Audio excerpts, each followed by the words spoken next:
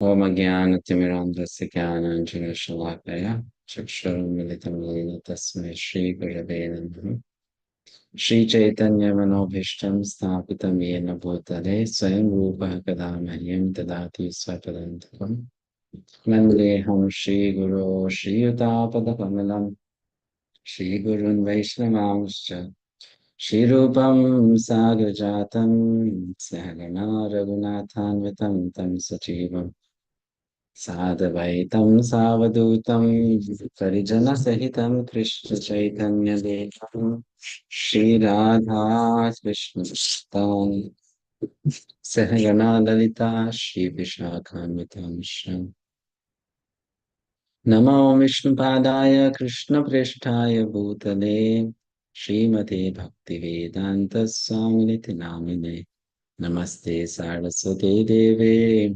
Gauravani Pracharine Nirvisesha Shunyavadi Paschatya Deshatarine Namo Mahavadanyaya Krishna Prema Pradayate Krishnaya Krishna Chaitanya Namine Gaurshe Namaha He Krishna Karuna Sindho Dinabandho Jagatpate Gopesha Gopika Kanta Radha Kanta Namaste Tapta Kanchana Gaurangi Radha Vrindavaneshwari Vishabhanu Sute Devi Pranamami Hari Priye Vanchakalpatarubhyascha Vipasindubhya Evacha Patitanam Pavanebhyo Vaishnavebhyo Namo Namaha Jai Shri Krishna Chaitanya Prabhu Nityananda Shri Advaita Gadadhara Shivasadi Gaura Bhakta Vrinda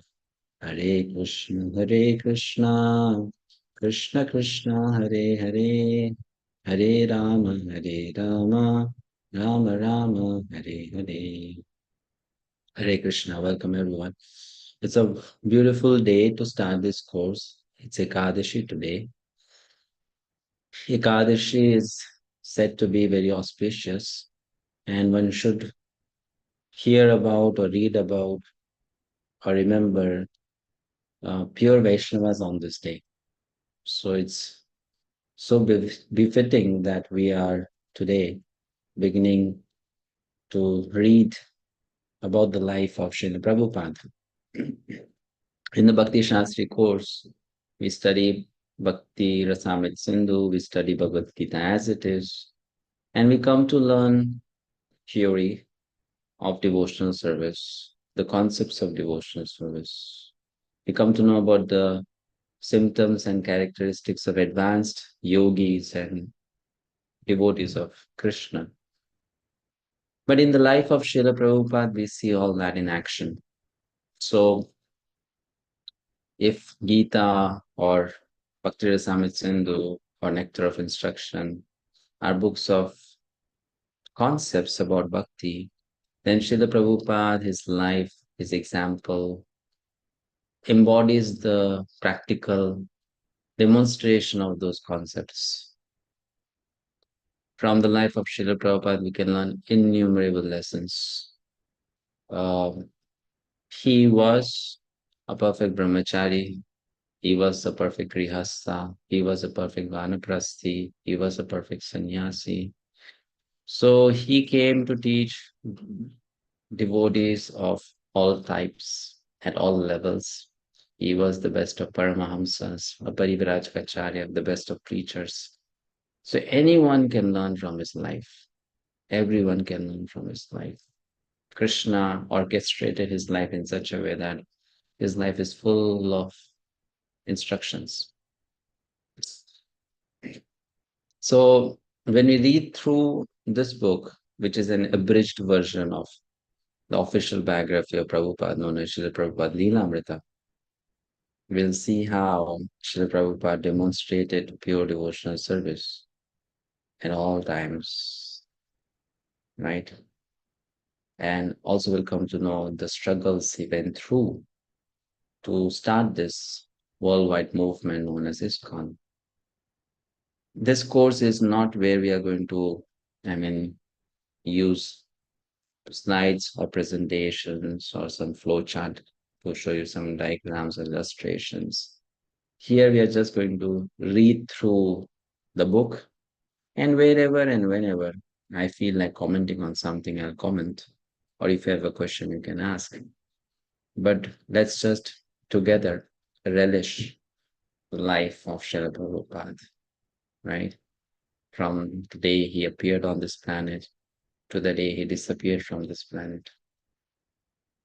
To everyone, I would highly recommend that after reading this book, they should take out time to read the complete biography of Srila Prabhupada, known as Srila Prabhupada Lilamrita, which comes in a 7 volume set if you are in India, or a 2 volume set if you are outside India. And also, there are numerous books on the lives of Srila Prabhupada. They all should be read, cherished, and loved by his followers. If you have a copy of this book, well and good. If you are in India, you don't have a copy of this book, Prabhupada, you can ask me to send to you.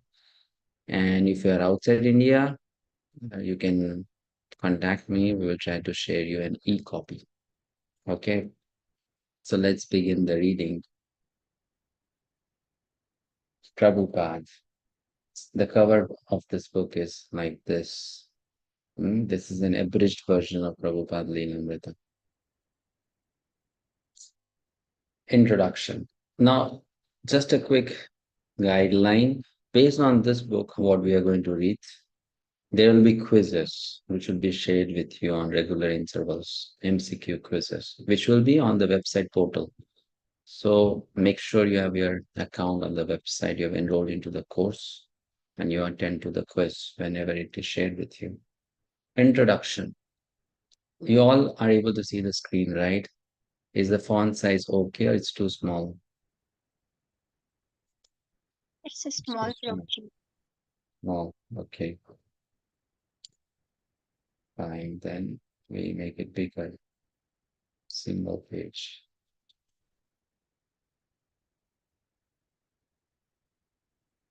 Is it okay now?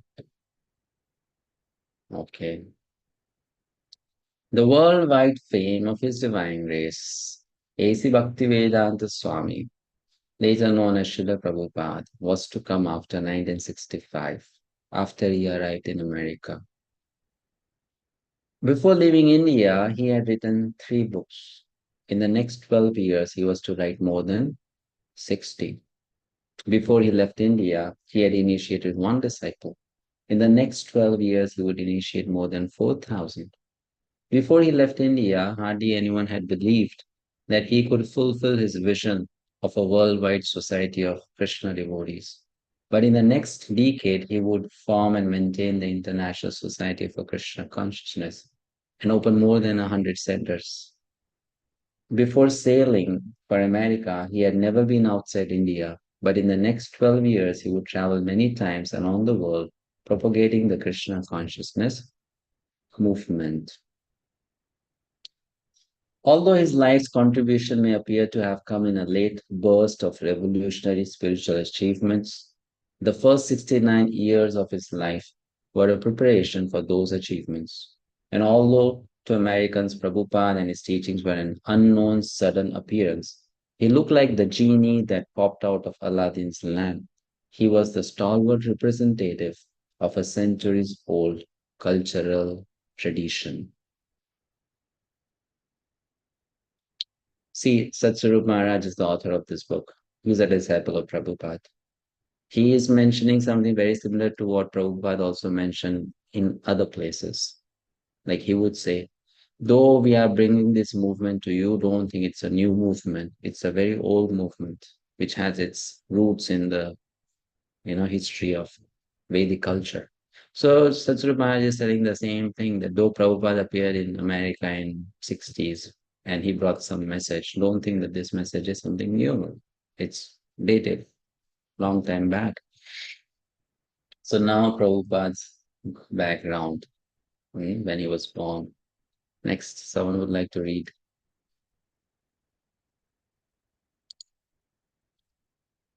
Yes, Vijaya Krishnan Mataji. Hare Krishna Prabhu, Dandavana. Srila, Pro- Srila Prabhupada was born Abhay Charan Day on September 1st, 1896 in Calcutta, India. His father was Gaur Mohan Dey, a cloth merchant, and his mother was Rajani. His parents, in accordance with Bengali tradition, employed an astrologer to calculate the child's horoscope, and they were made jubilant by the auspicious reading. The astrologer made a specific prediction: when this child reached the age of 70, he would cross the ocean, become a great exponent of religion, and open 108 temples.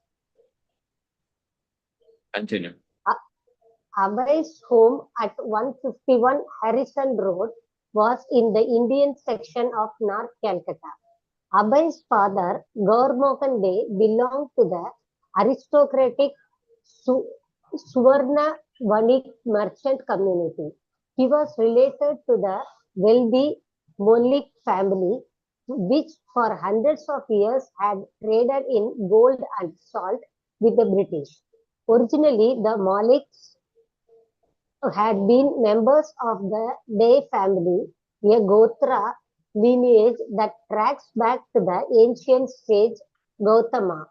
But during the Mughal period of pre-British India, a Muslim ruler had conferred the title Molik, that means Lord, on a wealthy, influential branch of the Deys.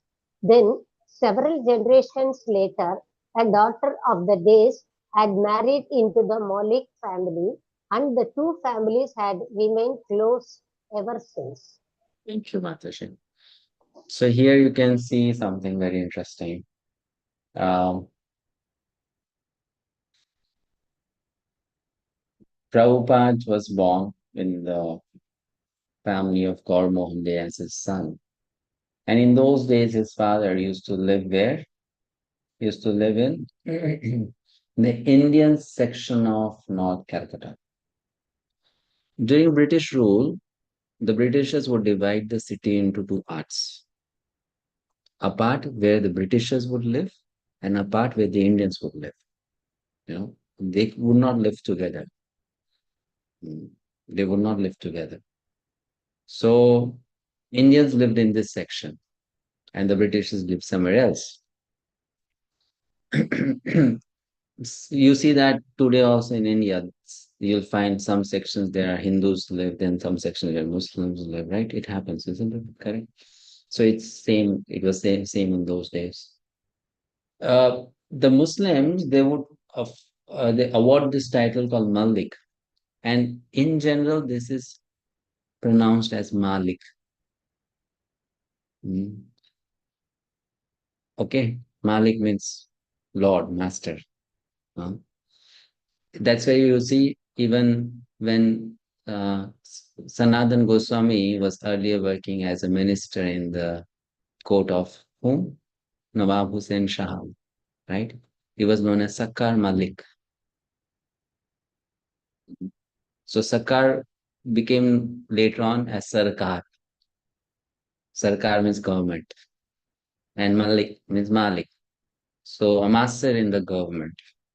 That's how the word changes. So they came to be known as Malik. And they were rich, very rich. So Prabhupada's father lived in that section, right? Okay, let's read further. Ashok Prabhuji. Hare Krishna Babuji, Dandavat Pranam. An entire block of properties on either side of Harrison Road belonged to Loknath Malik and Gaur Mohan, and his family lived in a few rooms of a three-story building within the Malik properties. Across the street from the Day's residence was the Radha Govinda temple, where for the past 150 years the Malik had maintained worship of the deity of Radha and Krishna. Various shops of the Malik properties provided income for the deity and for the priests conducting the worship. Every morning before breakfast, the Malik family members would visit the temple to see the deity of Radha Govinda. They would offer cooked rice, kachoris, and vegetables on a large platter and would then distribute the prasadam to the deities, morning visitors from the neighborhood. Yeah, among the daily visitors was Abhay Charan accompanying his mother, father, or servant. Thank you. So this is something which was very traditionally done in those days. Each society would have a temple, and it was a duty of the people living in that society to maintain that temple. So they would, pay the pujari, they would pay for the festivals, and they would also personally go and participate in the festivals. So because they all lived in that vicinity, they would every day go to the temple, Radha Govinda temple, which is still there if you go to that place in Kolkata. I don't know if you have visited that temple. You can go and see that temple. It's a very beautiful small temple. And you see there that Srimati Radharani is standing in Tribhanga roop, just like Krishna. You know, her feet is also three bent, just like Krishna's feet is bent. So very small deity. So Prabhupada would go there with his mother, with his servant as a small baby. And every day they would serve the deity and then distribute prasadam to the visitors, right? Next paragraph. Now Gaur Mohan Day is being introduced. Shamala Mataji. Hare Gauramohan was a pure Vaishnava and he raised his son to be Krishna conscious. Since his own parents has also been Vaishnavas, Gauramohan had never touched meat, fish, eggs, tea, or coffee. His complexion was fair and his disposition reserved. At night, before locking his cloth shop, he would set a bowl of rice in the middle of the floor to satisfy the rats, so they uh, would not Oh, make No. the the cloth in their hunger. On returning home, he would read from Chaitanya Charitamrita and Srimad Bhagavatam, the main scriptures of Bengali Vaishnavas, chant on his japa beads, and worship the deity of Lord Krishna. He was gentle and affectionate and would never punish Abhay. Even when obliged to correct him, he would first apologize. You are my son, so now I must correct you. It is my duty. Even Chaitanya Mahaprabhu's father would chastise him, so don't mind. Thank you, Mataji. Hare So Krishna. here we can learn from Srila Prabhupada's father how to be an idle parent. Here he's not thinking, this boy is my property, I can do anything with him. He's saying, as a father, I have a duty to correct you. Even Mahaprabhu's father would chastise him. So don't mind if I'm chastising you. So he's being inoffensive even to the child. Doesn't want to be offensive towards own child. That's the attitude of a Vaishnava. That our family members are given to us by Krishna. And therefore we should respect them as Krishna's part and parcel. And even if we have to be harsh towards them, it should be only out of duty, not out of some hatred or some kind of because of non-fulfillment of some material desire on our part. No. So Prabhupada's father is teaching that. Next paragraph. A picture always remained in Prabhupada's memory of his father's devotional worship of Lord Krishna. He would recall how his father used to come home late at night from the clothes shop and faithfully perform his worship of Lord Krishna before the home altar. We would be sleeping, Prabhupada recalled, and father would be doing arati. We would hear the ding, ding, ding. We would hear the bell and wake up and see him going down before Krishna. So his father would sometimes come back, means every day would come back home and offer worship to Radha Krishna. So his father would offer some bhoga to the Lord. And elsewhere it is written that Prabhupada as a boy would get up and then he would go down. Then both father and son then would later on finish that as prasadam and then go to bed. You know. So sometimes it was puffed rice with peanuts, or sometimes it would be something else. Next paragraph. Achyuta Priya Kishori Mataji. Hare Krishna, Prabhuji. Gaur Mohan wanted Vaishnava goals for his son. He wanted Abhay to become a servant of Radha and Krishna, to become a preacher of the Bhagavatam, and to learn the devotional art of playing the mridanga drum. He regularly received the sadhus in his home and he would always ask them, "Please bless my son so that Srimati Radharani will grant him her blessing." When Abhay's mother said she wanted her son to become a British lawyer when he grew up, which meant he would have to go to London to study, one of the boy's uncle thought it was a good idea, but Gaur Mohan would not hear of it. If went to England, he might be influenced by Europeans' dress and manner. He will learn drinking and woman hunting. Gaur Mohan objected, "I do not want his money." Hare Krishna. Yes, Shivangi Mataji. Hare Krishna Prabhuji. From the beginning of Abhay's life, Gaur Mohan introduced his plan. He hired a professional mridanga player to teach Abhay the standard rhythms for accompanying kirtana. Rajni was spectacled. What is the purpose of teaching such a young child to play the mridanga? It is not important. But Gaur Mohan had his dream of a son who would grow up singing bhajanas, playing mridanga, and speaking on Srimad Bhagavatam. Thank you. There is a video of Srila Prabhupada, maybe you have seen it. He is wearing a headphone and there's a mridanga in his hands, and he's talking to his disciples. And then he plays some beats on the mridanga and tells his disciple, "My father wanted me to be like this, that I should play mridanga and I should sing kirtan. He didn't want me to go to London to study. He wanted me to stay home and learn mridanga." So Prabhupada recalled that as a child, my father wanted it. Yes. Next paragraph. Vaiji Mataji. Hare Krishna Prabhuji. Abhay's mother, Rajni, was 30 years old when he was born.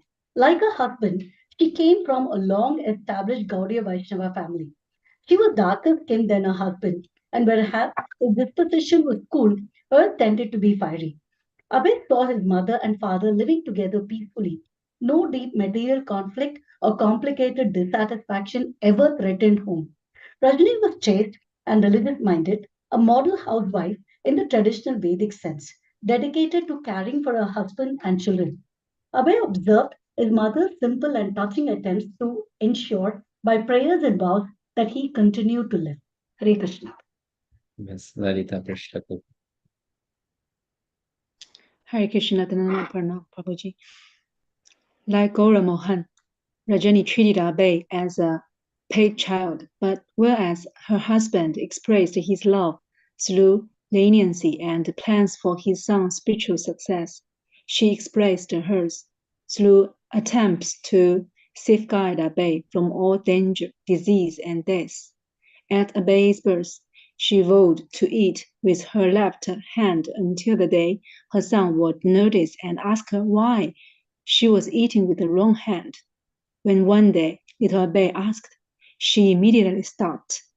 It had been just another prescription for his survival, since she saw that by the strength of her vow, he would continue to grow at least until he asked her about the vow. His mother would often take him to the Ganges and personally bathe him. When he got dysentery, she cured it with hot puris and fried eggplant with salt. Sometimes when he was ill, Abhay would show his obstinacy by refusing to take any medicine. But just as he was stubborn, his mother was determined, and she would forcibly administer medicine into his mouth. When Abhay had been unwilling to attend school, his father had remained lenient, while Rajani insisted, and even hired a man to escort him to the school. Hare Krishna. Yes. Throughout northern India, Lord Krishna is accepted by the great majority of people as the supreme form of God. This version of Krishna is actually in accordance with the Vedic scriptures, especially the Bhagavad Gita, which is the most widely read Vedic literature.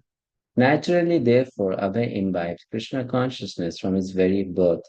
Moreover, his father was particularly religious, and in later years, Prabhupada would refer to him as a pure devotee of Krishna. Gaur Mohan used to take his son, even before the child was old enough to walk, to nearby temple of Radha Krishna known as Radha Govinda Mandir. Prabhupada later recalled standing at the doorway of the Radha Govinda temple saying prayers to Radha Govinda Murti for hours together. The deity was so beautiful with his slanted eyes. Abhay was also enamored with the Rathayatra festival of Lord Jagannath held yearly in Calcutta. The biggest Calcutta Rathayatra was held at the Radha Govinda Mandir, with three separate carts bearing the deities of Jagannath, Balram, and Subhadra. Beginning from the Radha Govinda temple, the carts would proceed down Harrison Road for a short distance and then return. The temple managers would distribute large quantities of Lord Jagannath's prasadam to the public on this day. Mandakini Mataji. Rathayatra was held in cities all over India, but the original Rathayatra, attended each year by millions of pilgrims, took place 300 miles south of Kolkata at Jagannath Puri. For centuries at Puri, 3 wooden carts 45 feet high have been towed by the crowds along the 2-mile parade road in commemoration of one of Lord Krishna's eternal pastimes. Abhay heard from Lord Chaitanya himself 400 years before, had danced and led ecstatic chanting of Hare Krishna at the Puri Rathayatra festival. Abhay would sometimes look at the railway timetable or ask about the fire of Puri, thinking about how he would collect the money and go there. Abhay wanted to have his own cart and perform his own Rathayatra, and naturally he turned to his father for help. Gaur Mohan bought him a used 3-foot high replica of Radha cart, and father and son together constructed supporting columns and placed a canopy on top, resembling as closely as possible the ones on the big carts at Puri. Abhay engaged his playmates in helping, especially his sister Bhavatarini, and he became their natural leader. Responding to his entreaties, amused mothers in the neighborhood agreed to cook special preparation to that he could distribute prasadam at this Rathayatra festival. Like the festival at Puri. Thank you, Mataji. Okay. So the story goes this way. Once Prabhupada had gone to a market with his father, and there was an old lady there. She had an old cart. So she was also in the market. So Prabhupada, as a child, Abhay insisted his father to buy a new cart, and the new cart was very expensive. So Gaur said, it's out of our budget. We cannot buy this new cart. So then Abhay, he started rolling on the ground, making all the children tantrums. No, I want it, I want it, I want it. So at that time, that lady saw this boy. So that lady told Gaur Mohan Dey, you see, my dear sir, I have an old cart at my home. I can sell it to you at a very minimal price. It needs some repair. So if you're interested, you can buy it from me and make your child happy. So then Gaur Mohan Dey got that cart from that old lady, and then he personally repaired it. And Prabhupada, as Abhay, also helped his father decorate the cart, paint it and make all those arrangements. Next paragraph. Abha Mataji. Hare Krishna Prabhuji. Hmm. Like the festival at Puri, Abhay's Rath Yatra ran for 8 consecutive days. His family members gathered and the neighborhood children pulled the cart in the procession, chanting and playing drums and kartalas. When Abhay was about 6 years old, he asked his father for a deity of his own to worship. Since in fancy he had watched his father doing puja at home and had been regularly seeing the worship of Radha Govinda and thinking When will I be able to worship Krishna like this? Gaur Mohan purchased a pair of little Radha Krishna deities and gave them to his son. From then on, whatever young Abhay ate, he would first offer to Radha and Krishna, and imitating his father and the priest of Radha Govinda, he would offer his deities a ghee lamp and put them on the rest at night. Thank you, Mataji. Hare Krishna. Next paragraph. Prem Prakash Ravu. Hare Krishna Prabhuji, Dandot Pranam Prabhuji. While in the late 1960s, Srila Prabhupada began introducing large Rathayatra festivals in US cities, and when he began installing deities of Radha Krishna in his iskcon temples, he said that he had learned all these things from his father. The only very important item of Krishna consciousness that he had not learned from his father, he said, was the importance of printing and distributing transcendental literature that he learned exclusively from his spiritual master, whom he met later in his youth. During Abhay's college years, his father arranged for his marriage, selecting Radharani Datta, the daughter of a merchant family with whom he was associated. For several years, Abhay lived with his family, and she with hers. So, his marital responsibilities of supporting a family were not immediate. First, he had to finish college. But Thank during you, this, Hare Krishna, thank you. So, Prabhupada mentions that he learned almost everything from his father, but preaching is something which he learned from his spiritual master. This is something which we learn as the importance of being a Krishna conscious parent. If the parents are Krishna conscious, they can make the child a nice devotee. A child can learn to practice, and later on, then the child can learn to preach from the child's spiritual master. So Prabhupada learned from his father as well as from his guru. Next. But during his fourth year of college, Abhay began to feel reluctant about accepting his degree. He had become a sympathizer to the nationalist cause, which advocated national schools and self-government. In the class 1 year ahead of Abhay was a very spirited nationalist, Subhash Chandra Bose, right? So Prabhupada studied in a college in which he had Subhash Chandra Bose senior to him, just 1 year senior to him, who was later to become the leader of the Indian National Army, INA, formed to overthrow the British rule of India. When Subhash Chandra Bose urged the students to support the Indian independence movement, Abhay listened. Actually, Subhash Chandra Bose also belonged to a Vaishnava family. He liked Bose's faith in spirituality, his enthusiasm and determination. Abhay wasn't interested in political activity, but the ideal of the independence movement appealed to him. The call to Swaraj, independence, although covert, attracted virtually all the students, and Abhay among them. Now, a question may arise in our mind that why was Abhay, though a Vaishnava, so much interested in independence?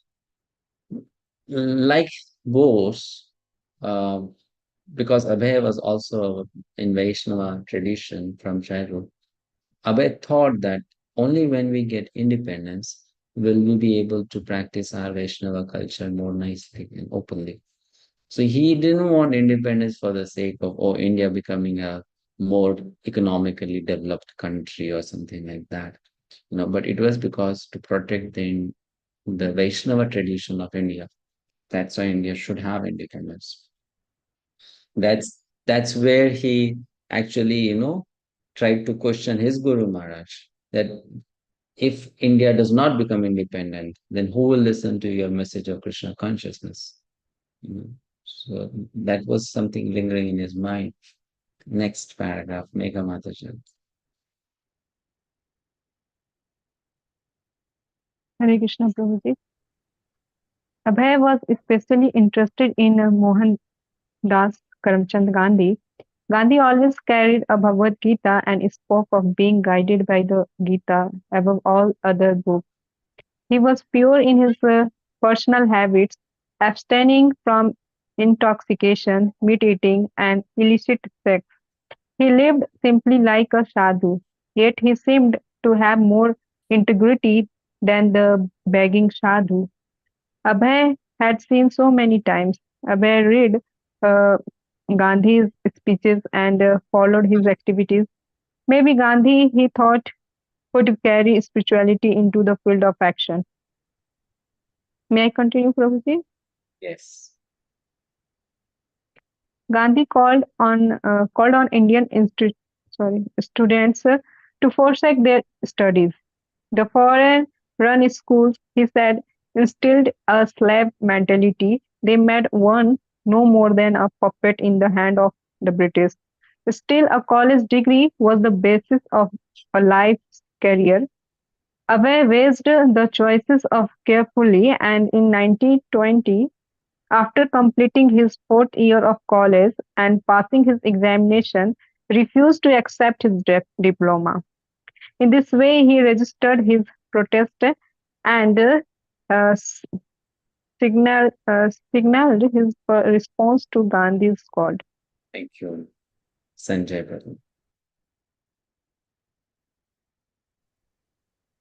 After the killing at Jallianwala Bagh, where British soldiers had shot to death hundreds of unarmed Indians who had gathered for a peaceful meeting, Gandhi called for complete non-cooperation and boycott of everything British. In refusing his degree, Abhay was moving to align himself more closely with Gandhi's independence movement. Although Abhay's father was disturbed, he didn't resent his son's action. He was more concerned for Abhay's future than for the destiny of India's politics. He therefore arranged for good employment for Abhay through a prominent friend of a family, a Dr. Katik Chandra Bose. Dr. Bose, a distinguished surgeon and chemical industrialist, has his own establishment, Bose's Laboratory, in Kolkata, and he gladly accepted Abhay as a department manager in his firm. Can I continue? I am Prabhu. Hare Krishna Prabhuji Danat Pranam. Often throughout his life, Srila Prabhupada would feeling recall his first meeting in 1922 with his spiritual master Bhakti Siddhanta Saraswati Thakur.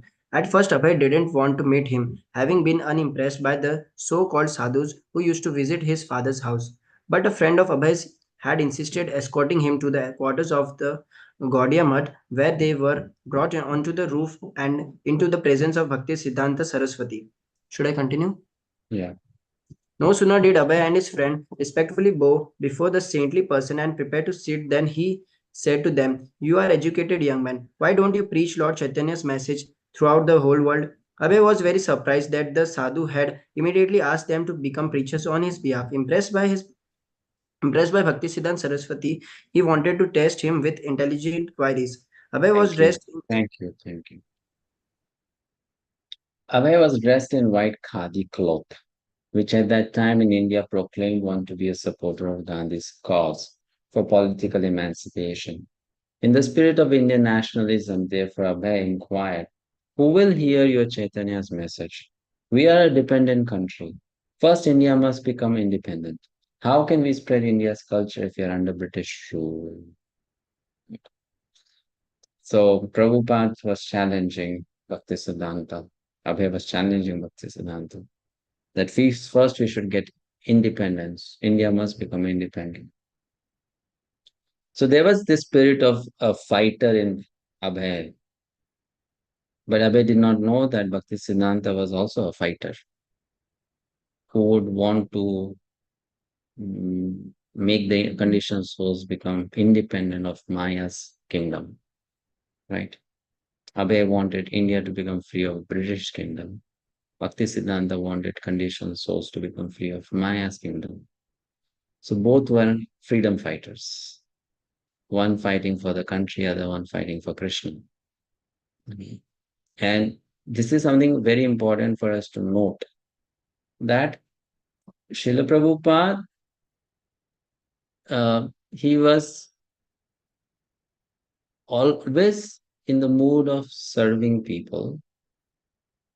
Even when he was born and he was brought up by his father, what was instilled in him was seva bhav. That seva bhav made him sacrifice his studies or boycott his certificate and become, a cooperator of Gandhiji. And with that seva bhav only in his heart, he challenged Bhakti Siddhanta that what you are suggesting, who will listen to what? But then Bhakti Siddhanta gave him a higher cause to live for. So we are learning something from Prabhupada's life that for people who want to become a preacher of Krishna consciousness, who genuinely want to spread Krishna consciousness, they must have this quality that they want to live for others. If they live just for themselves, they cannot preach Krishna consciousness. Abhay had that quality. He wanted to live for others. He wanted to live for some cause. And Bhakti Siddhanta Saraswati gave him a higher cause, or the highest cause, or the best cause. So he jumped on that opportunity. Oh, yes, this is the best thing that I should be doing. He accepted it with both, hands and embraced the idea. So this we learn from his nature, his qualities, that he actually wanted to dedicate himself for something higher. Otherwise, he could have been a normal person, pass the college, get the degree, make good amount of money, live a nice materialistic life. But no, he wanted to be outside that track and do something. So then he got a higher cause by Bhakti Siddhanta, who gave it to him. So what did Bhakti Siddhanta say? Nandini Mataji. Hare Krishna Prabhuji, Dandavat Pranam. Srila Bhakti Siddhanta replied that Krishna consciousness didn't have to wait for a change in Indian politics, nor was it dependent on who ruled. Krishna consciousness was so important that it could not wait. Abhay was struck by his boldness. The whole of India was in turmoil and seemed to support what Abhay had said. Many famous leaders of Bengal, many saints, even Gandhi himself, men who were educated and spiritually minded, all might well have asked the same question, challenging this sadhu's relevance. But Srila Bhakti Siddhanta contended all government were temporary. The eternal reality was Krishna consciousness, and the real self was the spirit soul. No man-made political system could help humanity. This was the verdict of the Vedic scriptures and the line of spiritual masters. Real public welfare work, he said, should go beyond concerns of the temporary and prepare a person for his next life and his eternal relationship with the Supreme. Thank you. Hare Krishna. Hare Krishna. Vaishnava Lilamrita. Hare Krishna Prabhupada, Dandavat Pranam. Abhay had already concluded that this was certainly not just another dubious sadhu, and he listened attentively to the arguments of Srila Bhakti Siddhanta and found himself gradually becoming convinced. Bhakti Siddhanta Saraswati quoted Sanskrit verses from Bhagavad Gita, wherein Lord Krishna declares that a person should give up all other religious duties and surrender unto him, the Supreme Personality of Godhead. Abhay had never forgotten Lord Krishna and his teachings in Bhagavad Gita, and his family had always worshipped Lord Chaitanya Mahaprabhu, whose mission Bhakti Siddhanta Saraswati was espousing. But he was astounded to hear those teachings presented so masterfully. Shall I continue, Prabhu? Yeah. Abhay felt defeated in argument, but he liked it. When the discussion was completed after 2 hours, he and his friends walked down the stairs and onto the streets. Srila Bhakti Siddhanta's explanation of independence movement as a temporary, incomplete cause had made a deep impression on Abhay. He felt himself less a nationalist and more a follower of Bhakti Siddhanta Saraswati. He also thought it would have been better if he weren't married. This great personality was asking him to preach. He could have immediately joined, but to leave his family he felt would be an injustice. So immediately Srila Prabhupada or Abhay at that time, he felt that he would surrender to Bhakti Siddhanta Saraswati, right? because he liked that he's so bold and he's so, firm in his resolve. So he wanted to surrender, um, but then he was thinking, now I'm married, what can I do? I cannot give my whole life. I wish I was not married so that I can dedicate myself for this cause. But the desire was there to give himself completely to Bhakti Siddhanta. And this is something very interesting and important to note, that regardless of our situation, we should feel this upsurge of emotion when we come to Krishna consciousness, that I want to give myself fully to it. Maybe I'm not able to because of my situations, but this is so nice. This process is so nice that I can give myself fully to it. And if not now, a time should come later in future when I can give myself fully to it, because this is the most wonderful thing to do, right? Next paragraph. Yes, Sita Mataji. He's wonderful, Abai told his friend. The message of Lord Chaitanya is in the hands of a very expert person. Srila Prabhupada would later recall that on that very night, he had actually accepted Bhaktisiddhanta Saraswati as his spiritual master. Not officially, Prabhupada said, but in my heart, I was thinking that I had met a very nice saintly person. After his first meeting with Bhaktisiddhanta Saraswati, Abai began to associate more with the Gaudiya Moth devotees. They gave him books and told him the history of their spiritual master. Srila Bhaktisiddhanta Saraswati was the son of Bhakti Vinod Thakur, another great Vaishnava teacher in the disciplic line from Lord Chaitanya. Before the time of Bhakti Vinod, the teachings of Lord Chaitanya had been obscured by teachers and sects falsely claiming to be the followers of Lord Chaitanya, but deviating in various drastic ways from his pure teachings. The good reputation of Vaishnavism had been compromised. Bhaktivinoda Thakur, however, through his prolific writings and through his social position as a high government officer, had re-established the respectability of Vaishnavism. He preached that the teachings of Lord Chaitanya were the highest form of theism and were intended not for a particular sect or religion or nation, but for all the people of the world. He prophesied that Lord Chaitanya's teachings would go worldwide, and he yearned for it. Thank you. It is interesting that Bhaktivinoda Thakur left about the year when Bhaktivinoda Thakur made this prophecy that Mahaprabhu's teachings would be taken far and wide to the Western countries, and a Vaishnava is soon to get birth. That very year Prabhupada was born. Bhaktivinoda made this prophecy in 1896, and Prabhupada also was born in 1896.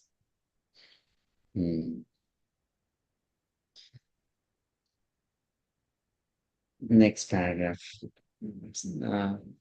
Komal. Hare Krishna Prabhu, Danvat Pranam. Srila Bhaktisiddhanta Saraswati was teaching the conclusion of Lord Chaitanya's teachings, that Lord Krishna is the Supreme Personality of Godhead, and that the chanting of his holy name should be stressed above all other religious practices.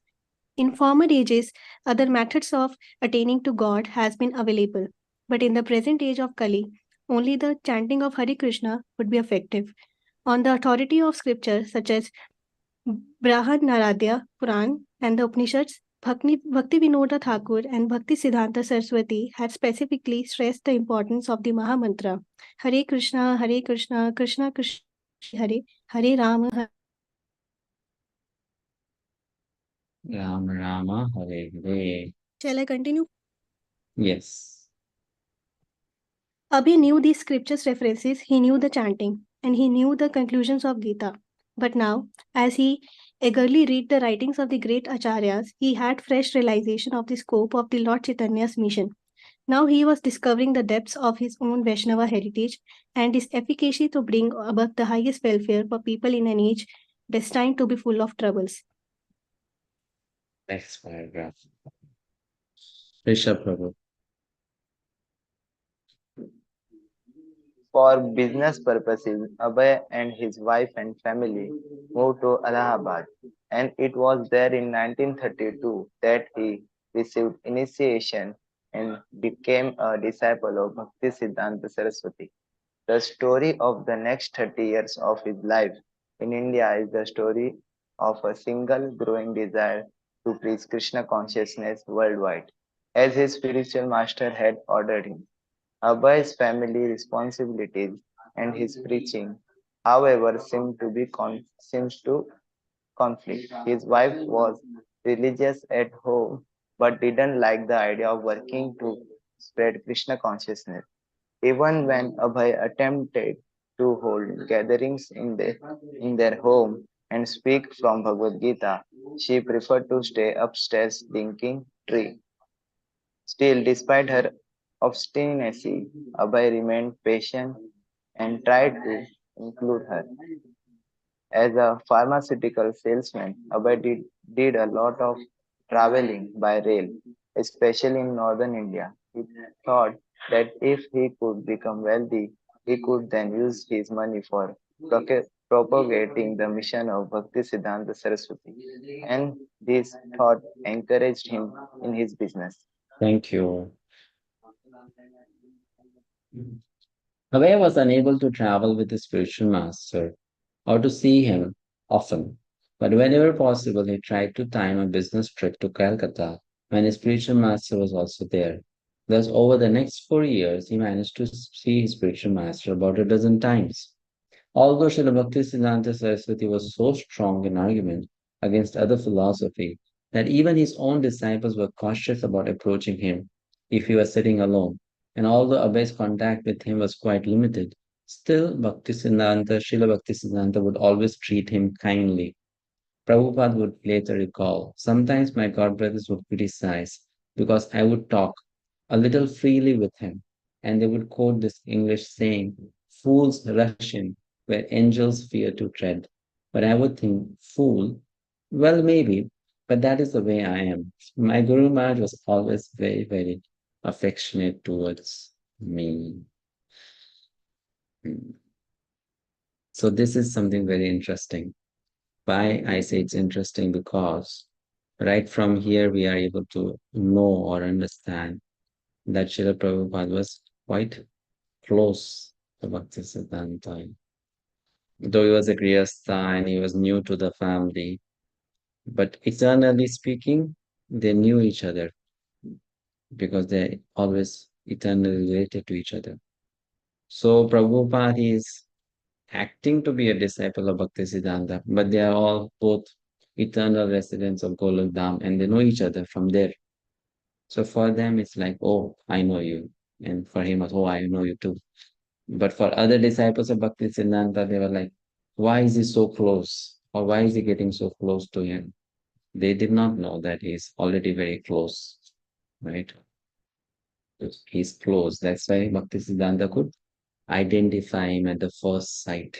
Yes, you are the one who will take this message all across the world. Right? So when we are studying this book, we should remember one thing, as we studied in Bhakti Rasamrita Sindhu. For exalted personalities like Srila Prabhupada, they have two forms. One is Sadhak Deha and the other is Siddha Deha. We studied that in Nectar of Devotion, Bhakti Rasamrita Sindhu. Sadhak Deha and Siddha Deha. Which means what? Externally, this life we are studying. We are studying the life of Prabhupada as a sadhaka. But while he is behaving like a sadhaka, within his heart, he is already a completely self-realized personality who is participating in Krishna Leela forever, right? So people may think, oh, he was an ordinary man who later on became a great pure devotee. No, he's externally acting like an ordinary man, a sadhaka. But internally, his heart is full of blissful pastimes of Radha and Krishna, right? So in his Siddhas Deha, he is always with Radha and Krishna. But in his Sadhak Deha, he has become a son of Gaur Mohan De, and is becoming externally a disciple of Srila Bhaktisiddhanta Saraswati, right?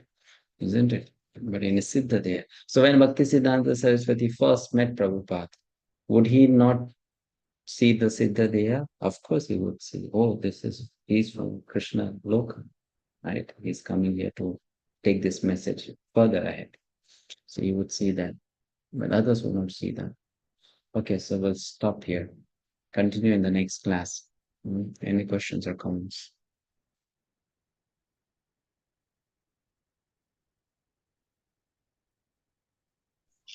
Yes, Hare Krishna Prabhu.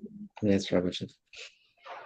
Yes, you said that those who want to become preachers should have the qualities that they should live for others. So sometimes, just like devotees, many devotees, we see that although they are reading Prabhupada books, studying, chanting, but the mood for preaching is not coming. Just like Prabhupada had, those devotees you are doing, but we are not developing that mood. We are just happy with our reading, chanting, and Correct. That is there because we are maybe not having that quality to give or share what we have, what is nice. Maybe we don't have that quality. That's why we don't feel like preaching or sharing this message.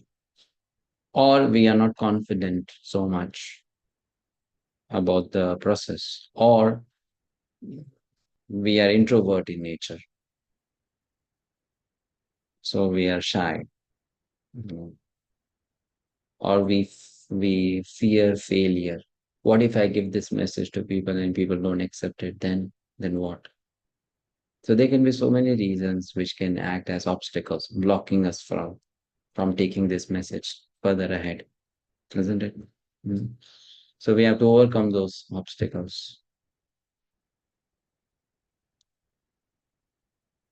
We have to see in our own nature, what is that thing which is stopping me? Or maybe we have not found our way of sharing Krishna consciousness. To be a preacher of Krishna consciousness doesn't mean that everyone has to become a lecturer, a very inspiring speaker. You can preach in different ways, right? So you have to find your way of giving it out to others, isn't it? Like speaking for myself, I'm more comfortable sitting on my computer and teaching like this, which is one way of giving Krishna consciousness, than going out on the street with books in my hand. Someone else might be more comfortable in doing that kind of Krishna consciousness preaching, right? So you find your way of giving Krishna consciousness to others. Fine. yes, Prabhu, thank you very much. Thank you. Yes, any other point or question? Lalita Prashta. Hare Krishna, Prabhuji. I'm thinking one, according to Prabhupada's karma, I think he can, how to say, he can have a devotee wife, maybe supporting her preaching, his preaching, right? But why, Allah arranged such kind of pastimes to give him such a wife, and which is, she is not devotee. So what kind of lessons give to us? This is to show us. If Prabhupada would have had a very good devotee wife, it would have been very difficult for him to leave her and take sannyas.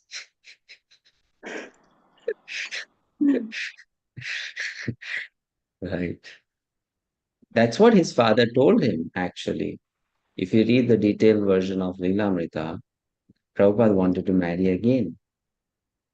And then his father said, why? He said, I'm not happy with my wife. I want a good wife, a better wife. And then his father said, no, no, no. Better you stay with her only. She will help you to become more renounced later.